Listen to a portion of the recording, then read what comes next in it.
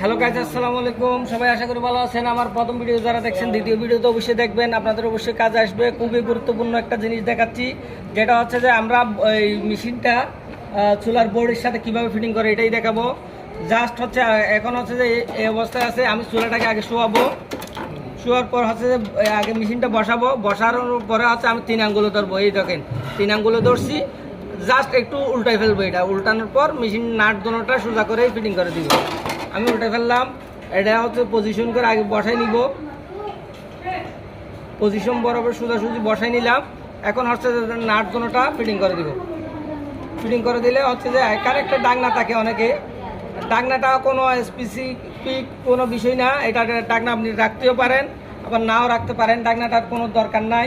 এটা এমনি শুর জন্য দেয়, সুন্দরের জন্য আপনি চাইলে দিতে পারেন। যদি ফেটে যায়, ভেঙে যায়, এটা আমার কোনো সমস্যা না, এটা না দিলেও চলবে।